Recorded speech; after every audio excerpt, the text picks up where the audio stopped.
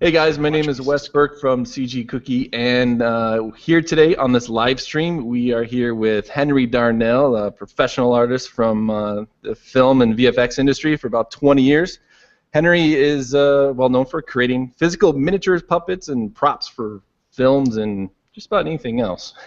Henry today will be going over how to share some of his techniques on creating scales for lizards and snakes. So I'm going to hand it over to Henry here, but during the live stream, as always, feel free to ask questions on the right-hand side, and I'll be working to feed those over to Henry.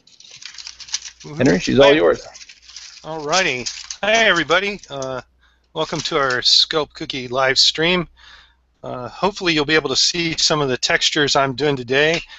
This is something you probably saw on some of the teasers for this. This is just a head covered with some clay, and fiddling around with different scales and textures and things just to see. So hopefully that's reading for you. I'm going to try and hold this stuff up and let the refresh sort of settle in, and then hopefully you'll be able to read some of the textures. Now, as far as reptilian scales go, there are, like 8 different types and styles according to, sort of Latin nomenclature and scientific study. But, I kind of broke it down into 3 main groups, and what I like to consider them as just sort of the flat version, which is something like you'd see on a reptile, and those can have different shapes. They'll be somewhat random or polygonal, or even just circulars with a wide gap between them, but just sort of juxtaposed to each other. But that's sort of a reptile skin that you might see on a handbag or a belt or something like that.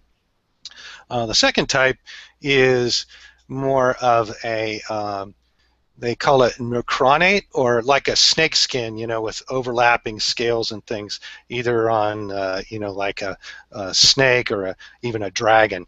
And we'll look at some of that. And then the third kind is something called, I like to call just like a granular, or little bumps, and that was one of the trickier ones I wanted to come up with. But there's a variety. There's sort of these smaller bumps, and then there's one that's sort of a combination of smaller and larger bumps that work together.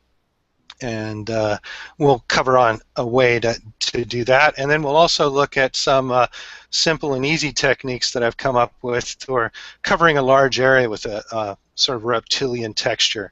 It doesn't have quite the same detail as maybe something we do with a single tool, but it covers a large area, and to the eye it looks really fairly realistic. So we'll play with this, and I'll show you some different techniques. But the main thing I want to impress on you today is that you should really sort of play with tools yourselves and find ways to create these things. I'm going to show you some tips and techniques that I've used to try and find this, but the really fun part was sort of discovering it on my own. So you're more than welcome to copy what I've done, but I really encourage you to sort of play with it. Treat it like a new technique, and make your own tools and things. So first thing we're going to do is just look at creating a regular sort of juxtaposed or flat pattern, something like what's on the cheek here, and it's pretty straightforward. The main technique would be to just come in here and start laying out a pattern of our different scales, and we can be kind of crude and rough.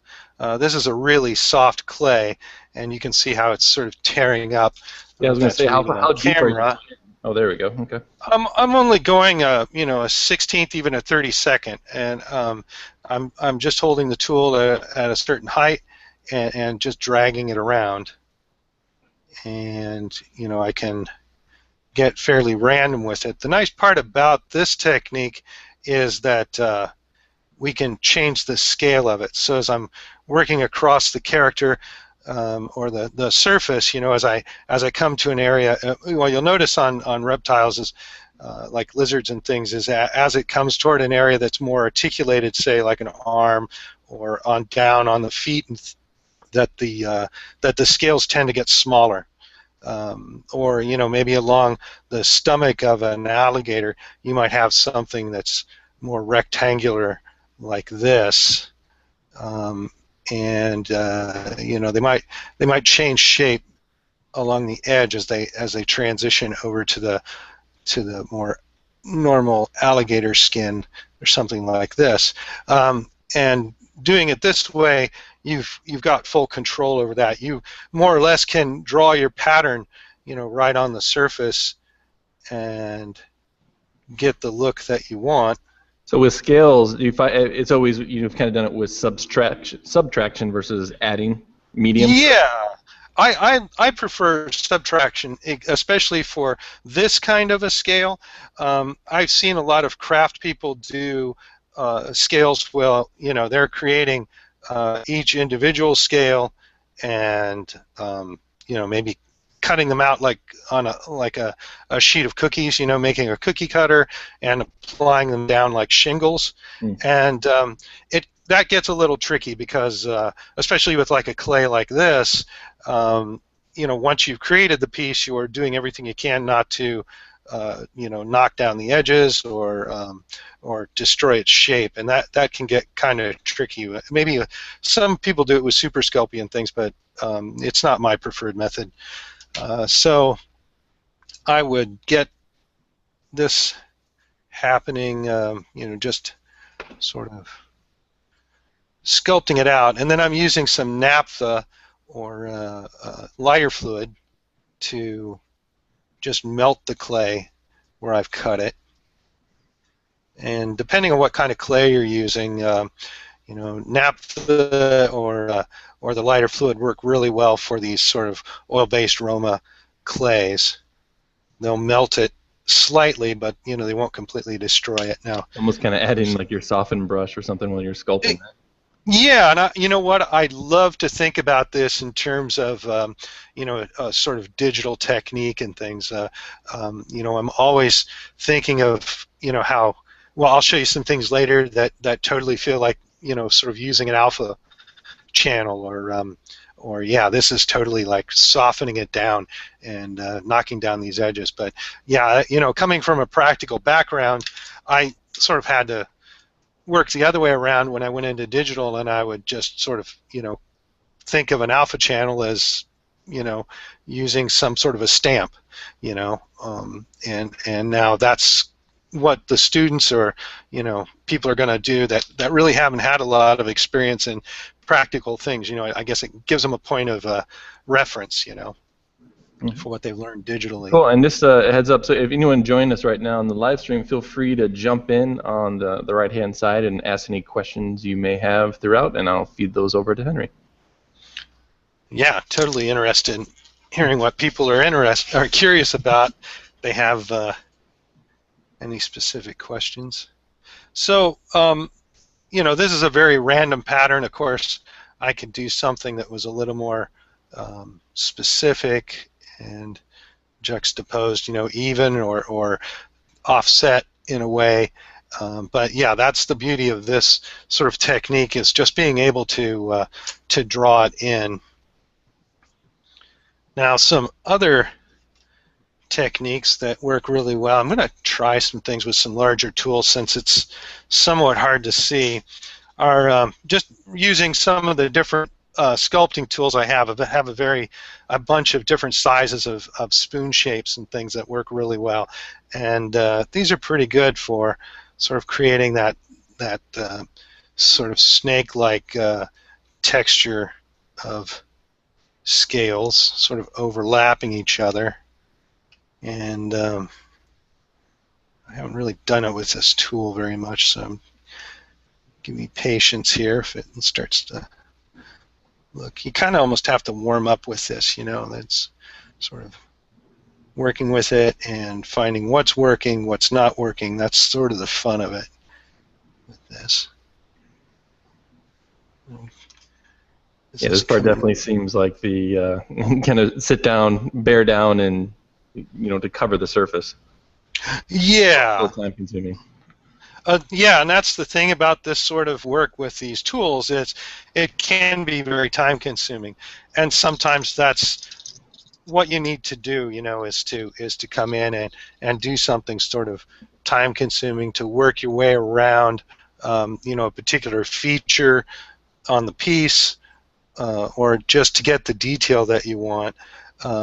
Here's a tool piece that's sort of pointed, and what I like to do is just come along and create a row, and then I'll offset it, pointing the tip of the tool toward the space between the pieces above, and work my way across. And the nice thing about this is that I can control the size of the scale as well, just by how much I'm pressing it in.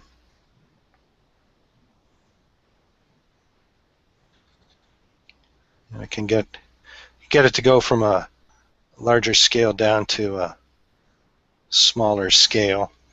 And it reads a little bit more realistically. And yeah, these always sort of come off looking like dragon scales. That's pretty achievable. Sort of a fantasy-looking scale. Trying to get the realistic stuff can be a little bit trickier, and that's where it takes a little bit of time to just sort of learn to use the tool and finesse it. Figure out how you might press the tool in, maybe roll it around, and get the effect that you want. And it's definitely a good idea to just grab a spare piece of clay and sort of work through some different techniques to see what's going to work, and just come up with a variety of techniques and styles, and maybe trying as best you can to come up with different sizes and even different shapes, just in the way that you apply the very same tool to the surface. Now you've got some other options as well as making your own tools, and I've got a few here. One thing that people do is use a piece of brass tube, and let me see, I'll just grab a piece here. Oh, as far as like creating their own tools to, oh, I see what you're saying. Yeah, exactly. And I have a friend who does lots of iguanas and reptiles, for castings that go in zoos and things, and he has several techniques using different size needles or brass tube, and just sort of working over the surface in a similar way. And this is just a straight up brass tube, so I'm only getting circles, but what you can do is manipulate the shape of the brass, just by pinching it with a pair of pliers. And so what I did here was just take an ordinary brass tube, and I pinched it to create a teardrop shape. Now I plugged up the end of the hole with some body filler, which is hardened, and then I added a little hook on top with some two-part metal-filled epoxy. And that gives me a really unique shape. Now, he would do something like this on a much smaller scale and even work through, say, a piece of plastic, and it would give him that sort of granular texture that you see on lizards like geckos and iguanas and things. And again, it's a very tedious and sort of time-consuming technique, and he would go in and rework it quite a bit. But he'd just sort of sit there, put some music on, and tap away. Similar to what a person might do with a little vandalism. lower. There you go. Oh, sure. I'm sorry. Yeah. So anyway, he'd go in and create these circular techniques with the tool, and get this sort of bumping. And again, you can kind of work back and forth with that technique and sort of melting it to get the look. I wasn't really happy with that technique as far as the granulars go, so I've got a different approach that I'm going to take with it. But while we're still talking about the tools, let me show you. This is one we were just looking at, and what I can do with it is sort of roll it up here, and again, I'm just keeping them right next to each other like this. And I was playing with this earlier, and what I found is it actually works better if I work upward and I'm catching some of the clay, and you can see I'm rolling it with my hand, and I'm getting a interesting texture with that, right? So, you know, the little point I added is actually giving me the spacing between, and because I filled the end of the tube and sort of sculpted a shape in there, I'm actually creating, you know, a sort of a rounded template, you know, or I guess, you know, again, sort of like a dragon type of scale. And then another technique that works really good, sort of the similar to what we did here with just a single point tool, is something like this, which is just a split tool. And this is just a popsicle stick. I carved the ends down and used a file to sort of create an elliptical shape inside of there. And what I started doing is just pressing it in with next to each other. And then I How did you come across the idea to use a popsicle stick? It was laying here on my bench. I just, you know, it's one of the things I always did. You know, when you're working in visual effects, you don't always have exactly what you need at the moment, and maybe you can't afford it, or you know, you don't want to take the time to go, you know, to the machine shop and make something. So, you know, this actually, you know, this tool I just made this morning. So, you know, it's the kind of thing you don't need to be, you know, trained as a machinist. You don't have to have a lot of tools around. If you've got an X-Acto knife and sort of a minimum of materials, you can make almost anything. So I like that. You almost, you know, you can be creative with what the tools you have around. Look around your garage or junk drawer or whatever. Exactly, and that's, you know, that's what I want everybody to really, you know, take away from this. You know, there's no reason why you can't sculpt this stuff, and that's half the fun, is figuring out how am I going to make 10,000 scales on this thing without it taking me the next year and a half. I tried gluing 1,000 popsicle sticks together and press once, right?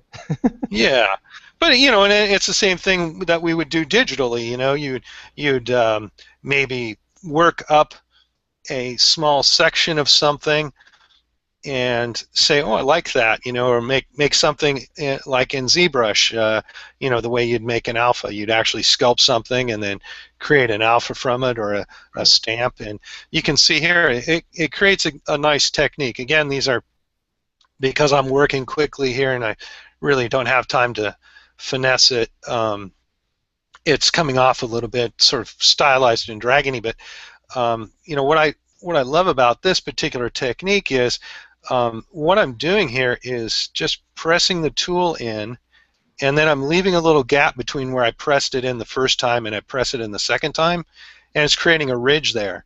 And when I create that next scale below it, it has this impression of a ridge on it, you know, some sort of structure that wasn't there before. So that's, you know, just where messing with the tool a little bit, and sort of, you know, playing around lets you come up with some different techniques that you might not have considered at first. You know, there's a little bit of luck or serendipity in it, you know.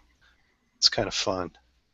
Yeah, I can see almost just grabbing a similar shaped clay ball that you have and kind of sitting in the living room or something or other and kind of going to town. And then I like the idea that at least with the traditional clay, you can mess with it in your hand. Oh, that scale didn't work, and smooth it out and try again. Smooth it out, try again. Smooth it out, try again.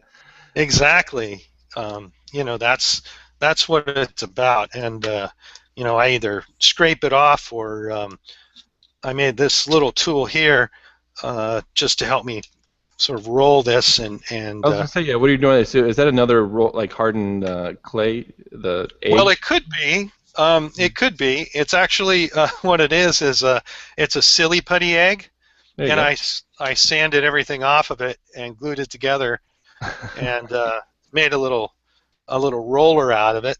Um, I originally created it as a head for a character. You know, it's just a Mm. plastic shape, and that's what I do. You know, you're talking about looking around the garage for shapes and things to work with, and that's exactly how I came up with all these different techniques. But that's exactly how I worked as a modeler for so many years. You know, you're always thinking of what shape is going to give me what I need. You know, there's famous models out there that are actually like, just a rack that held watches in a department store, and somebody took it, painted it silver, glued a bunch of detail on top of it, Right, right. and you'd never know that it was a spaceship. So, not only am I looking around, I was thinking, well, I need an egg shape for this character, and I remembered, I kind of liked the shape of Silly Putty, and it was just perfect. I didn't have to make something.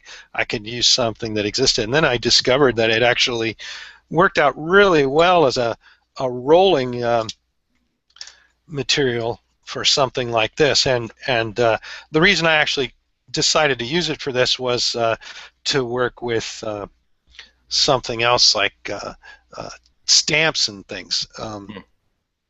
And that's the next step for creating some of these textures on here. Now, you're looking around and you're looking for I was reference wondering and if that was a texture. snake. It is a snake. Now, years ago, I was asked to sculpt a maquette of a character as a snake. So it had an anthropomorphized head, with this person's face sort of melded with a rattlesnake. And this is a taxidermy piece, and they slush cast some resin and then backfilled it with foam. And so, if you've got access to something like this, well, that's great. At least you can get some good reference of what a actual snake skin looks like. So I don't know if anybody has a taxidermy supply. I know they're on the internet, or there might be even a taxidermy shop in your town where you can even go in and just ask them to maybe pull a mold off of something to make some stamps. Now, I found a new product while I was working with this, and what I used to do in visual effects and sculpting was there used to be a two-part putty, and some people still sell it. It looks a lot like epoxy putty. You mix two equal halves together and press it onto the piece, and you create a little rubber stamp mold. They last a couple of years. Eventually they dry out and break apart. My local supplier doesn't carry anything like that, and rather than just pour up a skin on this, I like something that's more immediate, that I can press it on and get a stamp, and I don't need to wait 24 hours for it to cure. So what I came across is a new Sculpey product called Mold Maker, and it looks more or less like Sculpey. It feels like a soft Super Sculpey, but when it's baked, it actually becomes a flexible material. Oh, neat. And yeah, it is pretty cool. And that's exactly what this is here. And so what I did was mashed up a piece of that putty and worked it across the surface here. Then I pulled it off and I just laid it flat so I could have a stamp. It was following this curve and stuff. And I want you to notice something really interesting. They look really similar, right? And Yeah. the positive and the negative look almost identical, and that's something to keep in mind. You might not find the perfect thing, or you can't find a mold of it, but if you mess with it, sometimes just having the positive is good enough. That this could be pressed into the surface and get you a texture that you like.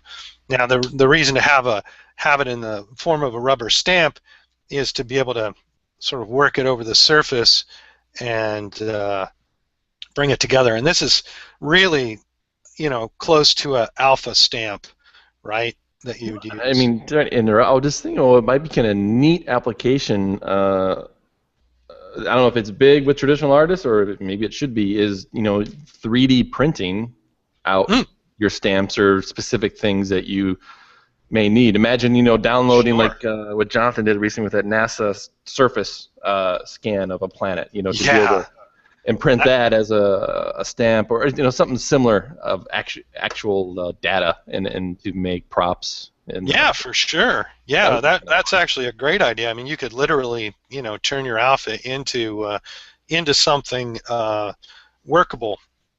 And I'm still playing with it a little bit. The stamps work, fairly well. This one is actually kind of thick. I'd prefer to keep them really thin and flexible. Now, what I did with this one was actually rolled it out as a thin sheet before I pressed it onto the surface. And um, this one, can you see that? Uh, this one is actually how I achieve this sort of granularity. Now, my friend would do this with either working in that texture with the brass tube, or he would sit there and roll up little beads of clay and drop them on holy for cow. hours. And that was his meditation. I'm a little more practical about it, and I'm kind of lazy, so I like to.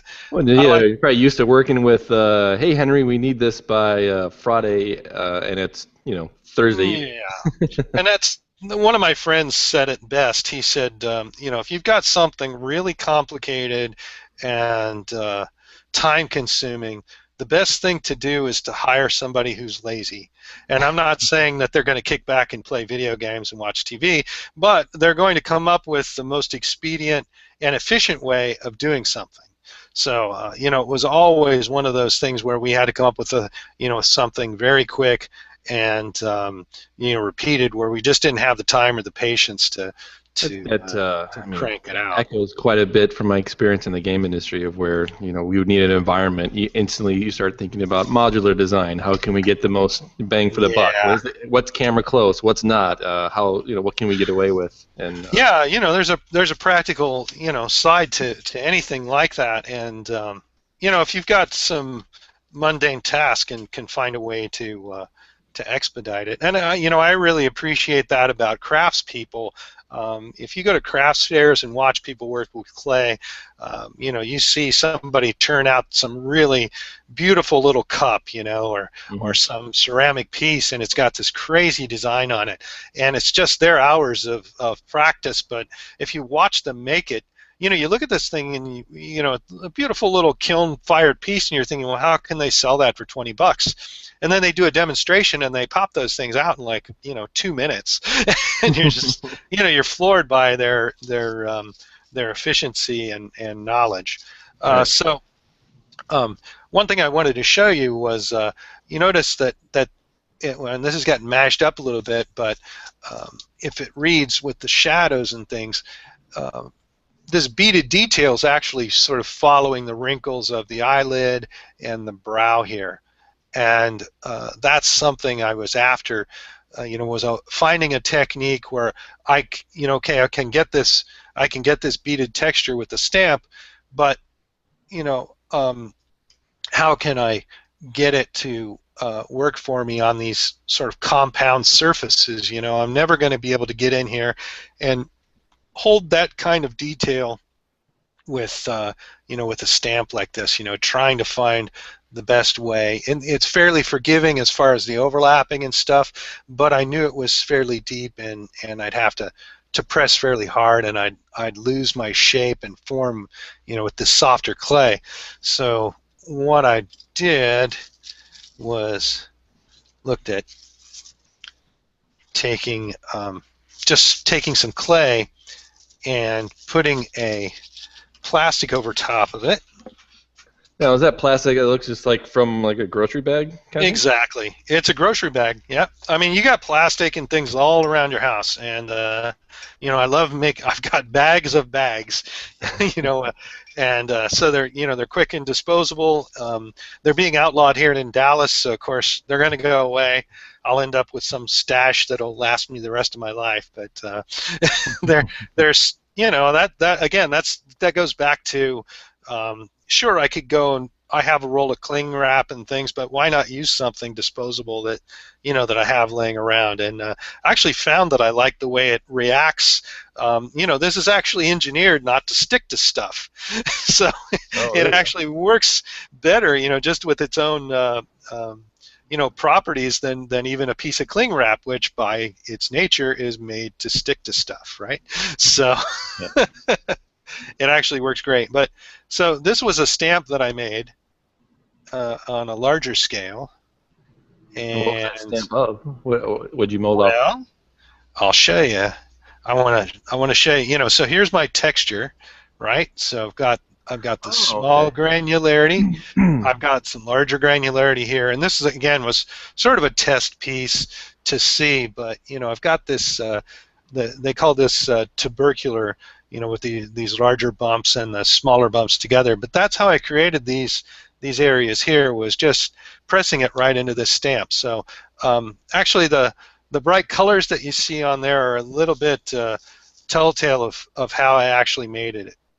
Now, I could have sat here and made a bunch of little beads and then tried to mold it, right? That wouldn't really work. I'd have to do it out of Sculpey or some material that would be hard to allow me to press the material into it. And so I start thinking, well, I could get some ball bearings maybe, but I'll never find, lead shot or ball bearings that are just the right size. There are all sorts of things that I have around the house that I could possibly use. And it occurred to me that the perfect thing for it were little candy sprinkles. So these are the things you see on your cookies and your Christmas decorations, and it used to be you could get them in all kinds of sizes and things. But for the cost of a couple of dollars, I've got a good supply of beads and things, and these are the larger size beads that I put on here. And the way I achieved this was just taking a little bit of this Sculpey mold material and dumping this out on here, and then forming it, pushing it down into the material, and then just baking it just like that. And then I soaked it in water and had to do a little bit of scrubbing with the toothbrush, but it lifted everything out. To get all the beads out, right? Exactly, and it just melted the sugar away, and I was I was just fine. So yeah. So it's another creative way of solving a problem quickly. How do I get that granular texture? And it looks pretty good. I'm really happy with the granularity I'm getting. I think it's going to look good on the lizard. I'll probably go with try and find something a little bit smaller as well. But once I get this in the clay, I can even start to manipulate it around. It seems like such a time saver. I mean, the amount of granular detail that's just in that one piece, looks so complex, but achieved with a stamp. So with some polish, right? But I mean, with some polish, and then the way I'm going to deal with this now, I've got this as sort of a skin, and this is a piece that's featured in a Sculpt cookie lesson that we just did. And what I did here was actually sculpt the base piece out of regular Sculpey, and then I created a veneer of colored clay, and that's just how I'm going to do the lizard as well as with a veneer of colored clay. So it's perfect for this. I'm going to be creating a veneer anyway, so it's really easy for me to just run this through, say, a pasta roller, or just sandwich it between some plastic with a roller and press it in. Now, when I do the actual lizard, I'm going to have some fun with it because they have some different coloration and stuff, and we can start to mix these colors. But I'm actually going to try, dropping clay into some of the lower holes, backing it up with a different color, see if I can get a multicolored layer thing happening here. So stay tuned for that. Hopefully that'll be coming within the next month or so on Sculpt. Cookie. Well, just let everybody know who's watching. We're about halfway through the live stream. We got about 25 minutes left. If you have any questions for Henry or Sculpt Cookie or anything related to the traditional sculpting feel free to ask on the questions on the Hangout, and we'll see if we can get them answered. No questions yet? No questions yet. We got to stream about 11 to 18 people, but well, thanks for coming, guys. all their questions are answered. We're answering all their questions. Sure. Good to know. So yeah, that's the thing where just trying to find the most efficient way to get the look of something is sort of one of the goals. Obviously, my main goal is to get the look I want, and next to that is to figure out how I'm going to do it in the most efficient way. Now, I started playing around with some other tools. There's a lot of these tools come with some knurling texture. That's probably not going to read, but you can see that is that's a really nice texture, and it feels very sort of miniature. The grip is almost just kind of like a grip on a tool, or exactly, yeah. And they call it a knurl surface. So it's just a really ready sort of a thing right at hand. Now I could pull a mold off of it, or you can kind of see how it almost works just in the negative, and this was knurled by just spiraling cuts around it, to create these little knobs, right? But you can see it gets that look. Now, if I can get it nice and thin and I can get it really drapey, you can almost see it starting to feel like some of that really loose skin that you see on reptile necks and things, You start to get some of that wrinkling happening, and, so that's something I'm going to... Droopy skin of water-soaked zombies, right? Oh, yeah, okay. I'll go with that. Yeah. Cool. Well, Henry, we do have one question. What type of stamp would you use for a material like CX5, which seems to need to be done hot? Well, yeah, that would be the kind of thing where I'd actually want to cast it, So you could... I haven't tried it with this material, but CX5 doesn't necessarily need to be liquid, although it could. You could just warm it up or get it liquid enough to where you could brush it into this, and then that's the nice thing about this flexible mold, is you could peel it away. Then you could just lay warm the CX5 up in water or in some way that doesn't affect the detail of the surface, and let it conform over what you're working on. But yeah, trying to do it as a traditional stamp, I don't know that would work for you. Now, I saw that Adam's come up with a new formulation that's supposed to be softer, and I'm very curious about that. So I'm gonna have to try that out and let you know how it works. But yeah, you can definitely use these molds in a more traditional way.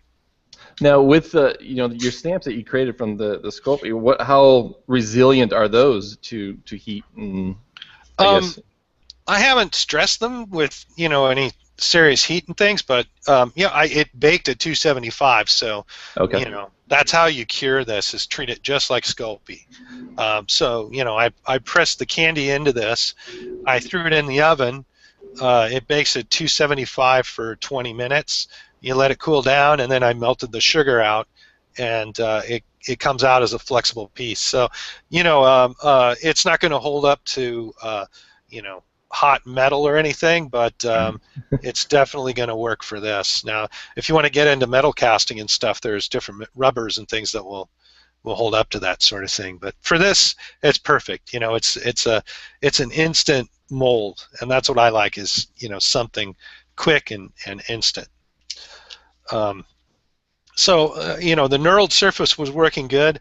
Another technique that I was looking at was trying to use different saw blades to see about getting the sort of layered look that you get down the legs of a lizard. I'm going to do I think it's called a day gecko, and if you look down their legs, they almost look like they're wrapped with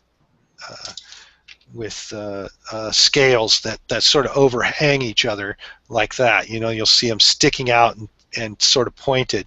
And this is actually... I'm Googling day gecko right now. So oh, okay. Yeah, everybody Google. That's how I got mine. I'm a little afraid to throw up images on here, so things tend to be copyrighted and stuff. I want to be. But you know, what I'm using here is a coping saw. It's a small blade that's made for, you know, I gotta cutting. get one of those for crown molding soon. There you go. Oh yeah, that's a cool technique with the crown molding, sort of back cutting. So you were using the blade side or the flat side for that I again? was using the blade side, and what I was doing was rolling it across and then dropping it down and rolling it next to it. I'm sort of holding it to the piece at a 45-degree angle. It's a little hard for me to do it, but yeah, I'm just sort of rocking it back and forth across the surface here, and I'm just offsetting it a little bit every time I put it down. You know, I'm visually moving it and pressing it in. And I tried a couple of different materials or tools. You know, this is a crafting saw. I'm just working across the surface, and you know, it's fine for a big flat surface like this. Even something like a comb, you know, just to see what I could get out of it. You know, just sort of running it. Yeah, I mean, you know, if you never know what's going to work, right, until you've tried it. So we have a question from Alex is saying, what approach would you go for to create more pattern scales, like on a crocodile's back? And he's loving the stream, by the way. Oh, great. Well, I would get some really good reference, but I think the technique that I would use would be sort of the first one I showed. I don't know if he was here at the very beginning, but you know, just basically more or less drawing it in. You know. Yeah, because it looks very segmented, like almost you know, kind of like a tire tread. You get one section and you could kind of repeat. Yeah, and you know, it's exactly. You know, they'd repeat and scale. Now, as far as like, you know, they tend to have that little point in the center maybe, and roll off on the edge. It might be the kind of thing where you'd want to create a little stamp similar to the custom one that we made that would just do, you know, sort of a scale type of thing, you know, and have a point in the center. But it might be the kind of thing that you could sculpt it, you know, a single one in Sculpey, bake it, and then pull a rubber mold or stamp off of it. My first thing would be to probably buy a faux alligator skin, or you know, get a hold of a taxidermy piece and pull a mold off of it. But there's inexpensive placemats and belts and things like that have that sort of texture on it. But yeah, I think I'm trying to remember.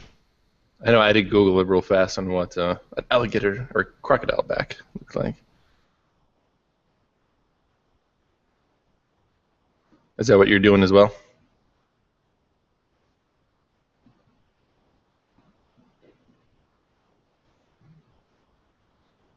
Oh no, we may have lost Henry.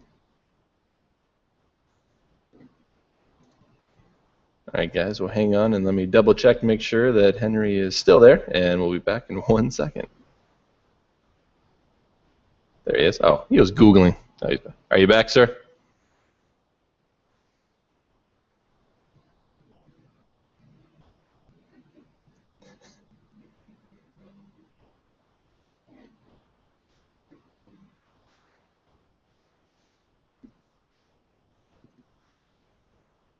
Well, it looks like he's doing the alligator back. Henry, I don't know if you can hear me, but we cannot hear you.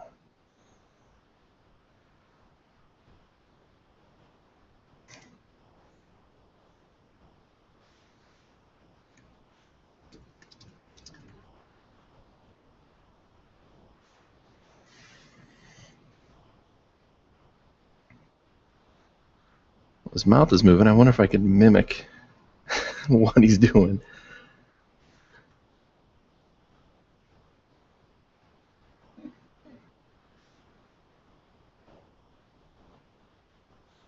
All right, guys, 1 second. I'm going to get on the phone with him and see if I can get him to turn the audio back on.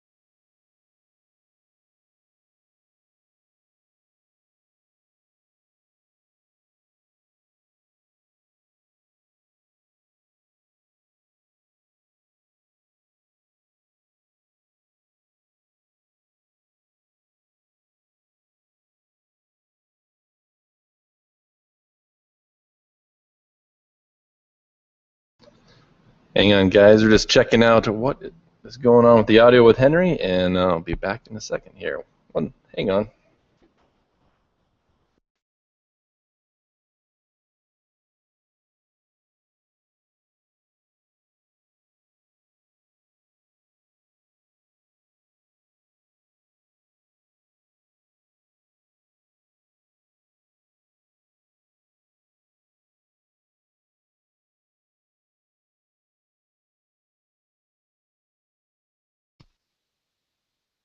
Hello?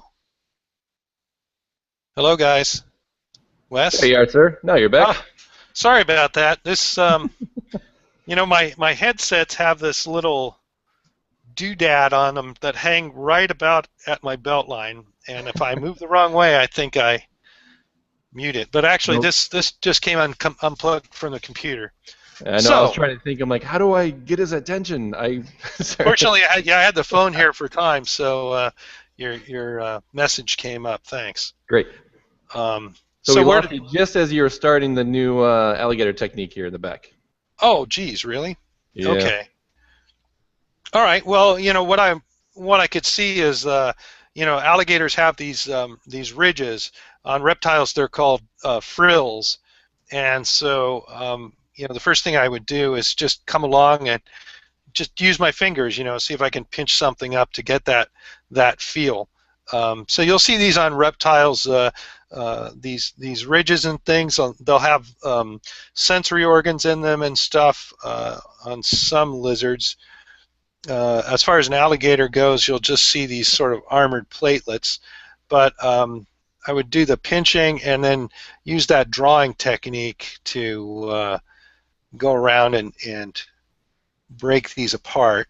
Because after seeing this, it almost looks like the depth on it is too great to apply at least a stamp or a stencil to start it. Is it? Yeah, and yeah, that would be tough. Depending on the scale of this, these ridges for sure would be a little bit funky. And what I was talking when you couldn't hear me was, you get these frills on the back, and then those will lead up to really interesting places on a lot of lizards, like on the head, where you might have an area that's got these sort of bumps and things that tend to stay flat in some areas and then get larger and then actually become horns and things. And in the lizards, they're actually have some bone inside them and stuff. But that's the kind of thing where you might draw out this particular area on the head, break it up the way you want, and then go back and add some clay in to get that horn look. But it's also possible to get a pretty decent technique, not with a stamp, but with a mesh. And I've tried several different things. I can show you. Let me keep making sure I don't mute us again. You still hear me? Yes. Okay, thanks. If it So goes mute, I'll switch to my camera and start waving my hands or something. yeah, well, I'll keep it in the mirror here. So I've collected a bunch of different things. This is a plastic cloth, and it's used for like needlepoint and things. But they come up with some interesting textures that I I'm like. just thinking, when you're walking down a hardware store or a hobby store, I mean, are you kind of, I just imagine your mind must just start thinking, "Ooh, look at that texture. What could that be?" And I'll go around hardware store. I've got a pretty good sort of catalog in my head of what I'm after. Yeah. And or I'll walk around a craft store, looking for new materials and things, something that'll work. But you can almost see a lot of potential just with that. There's ways I could manipulate this and make use of it to get something, a certain type of reptilian texture, right? This looks just like a grid across here, but when you put it on a 45 degrees, it starts to look like a diamond pattern. Now these are fairly regular and not really good for something like a reptile. That's why I got this radiused one. I really like the way it offsets and creates something unique. But the other way you can get some really quick texture is by using a mesh. Now this is an expanded metal mesh that's actually created for sculptors to use. Say if I was going to do a cape or a wing or something, I could impregnate this with clay and it would help hold the shape of the object that I'm sculpting. And this is where this egg found its way It into seems to be my... the go-to must-have on every sculptor's desk is to have the egg. Well, just, find things that'll work for you. I like it. I have this nice piece of metal tube that I use as a rolling pin, but I don't even need this. I can just press it with my fingers and things. It's just a convenient thing. But check that out. Cool. That feels very reptilian and gets a nice effect. And I could go back in with the tool and maybe push in on some areas and get a technique. But it's a really great and quick way to sort of lay it out, and get a broad texture across the surface. But one thing about this is it's not really flexible. It is sharp. It's going to cut your hand. And I've used different versions of this. Now this is actually like a sculpting mesh. You can find things at the hardware store that are made to cover up the top of your downspouts and gutters and things. Just a big expanded mesh. And it comes in metal and plastic materials, but you can see you can do some interesting things now. I could see that for sure. Yeah. So the idea, though, you could actually go in and lay in a smaller texture and then come back over top of it with this mesh. And it's even like texturing for games. I know a lot of times when we work on an environment, you'd always would have your base diffuse, but then you'd overlay a couple grunge or even alpha cards to kind of give it more depth or unique, wear and tear kind of thing. Yeah, you can break up a repeating texture that so it doesn't look so obvious. Now, in your course for working with clays, did you kind of go over any the go-to tools? Do you have like digital artists have 4 brushes that we go to? Yeah, I did, and this is my favorite sculpting tool. It's got something nice and pointed on one end. And on the other end, it's got a nice spoon shape, and I'd say 90% of the time that you see me sculpting, I'll be using something like this. Okay. That's sort of my go-to thing. But the reality is, you can make a tool out of just about anything. I mean, when I started sculpting, I worked with pencils and little bits of metal that I found in the street. You don't need to invest in a lot of expensive stuff. I love things that are inexpensive and cheap. Now here's another way of getting some mesh texture. Now this one's not going to show up at all, I'm sure, but we can give it a try. Yeah, I'm sure you can't see that. But what these are different meshes from a fabric store. Now this one is multiple threads woven together, and the interesting thing about it is the weave in between actually gives the same sort of texture and look that you might see on, say, a crocodile or something, in between those platelets and stuff, where there's just a little bit of a leathery texture in between them. And is that reading for you at all? No, not really. Oh, I'm sorry, guys. I wish you could see it. It looks really good. Maybe because I think what I'm gonna do, I'll post this up on the site and then maybe add a quick picture of it or something in the description, and I can. Okay. Maybe we can. I can add some stills over the next day or two, as well.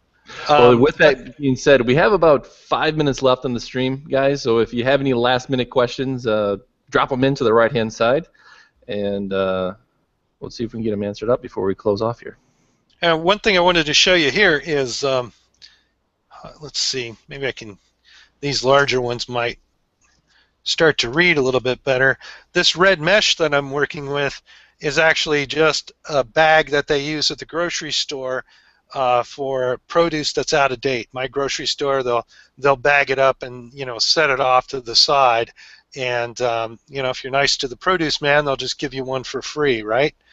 um, but the neat thing about it is that twisting it and distorting it, I can actually change the scale of the mesh. So, if I'm working with it in the right way, I can actually see it transition from a larger scale to a smaller scale, and actually get that look as it forms over a piece.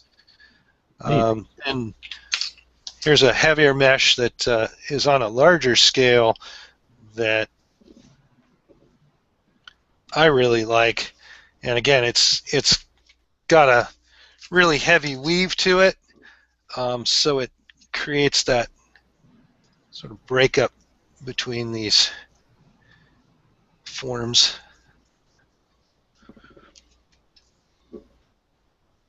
Now, learning all these different, meshes to use, that's something you kind of just stumbled upon yourself, or just? Yeah, and as I said at the very beginning, I really want to, these are just techniques that I've developed over the years to get things, to get an interesting look, and some of the stuff, with the granularity of this were things that I was exploring in anticipation of just doing this project that's coming up. So, the fun part of all of this is getting out there and finding these tools, discovering how they work. I'm sure when you're working in a digital medium, it's kind of fun to go through all the menus and see what the tools do and try things different ways. I'm pretty, I guess it's just the way I've learned to do things. I'll watch and learn a technique, but I'm always trying to see how I can do something different. I don't want to, it's like you don't want the computer to do it for you. You want to have the computer aid you in what you're doing, but you want it to have a unique look. You want to come up with something that looks cool and serves the purpose that you're after, but makes people say, well, how the heck did he do that? So I use sprinkles, yeah, sprinkles. And believe me, I study other people's work all the time and think, how did he do it? And we would always trade ideas like that and sort of try and stump each other. But anyway, just be creative, have some fun with it. Even as much as creating the piece, the fun with clay and things like this is developing techniques and finding unique ways of actually achieving what you're after. Sort okay. of We'll go ahead and wrap it up, but we did have one question that snuck in before the bell. It says, "Hey Henry, great stream. I was wondering about the tools on a much smaller side for embedding scales. Example, like the brass pipe, but much smaller. Are there any other ideas? I was currently using mechanical pencils, but would like something more malleable too." Yeah, mechanical pencils are a great idea. My friend who does the reptile skins, actually his wife is a nurse, so he has access to some good size hypodermic needle type of pieces, and through the plastic they work really well. But yeah, definitely a good size like a 9mm mechanical pencil would be a perfect thing to work with. Brass tubes come in a lot of smaller sizes. You could even find some some flexible tubing for like super glue and things. Yeah, I was just thinking of flexible tubing as I was replacing parts of my toilet. Had to go to the hardware store, and I remember seeing all the different types of flex tubing kind of came to mind. Yeah, that you might be able to pick up. But that's it. Go to the hardware store or hobby store or even the craft store, and think about the shape you want or what you're trying to do with it. And sort of just imagine, stuff will pop up, and you'll start to develop that catalog of techniques and materials and things. Oh, wait a minute! I remember seeing a small size tube that would just be perfect for this, and it was made for, dispensing super glue or something. So. Okay. Well, Henry, thank you so much for your time on the the live stream. Definitely was fun. Thanks for everyone else for joining us on the live stream. I want to post this up on Sculpt Cookie so you guys continue your answers, or excuse me, continue your questions on the thread, and we'll see you on the next one. Thanks. Thank you.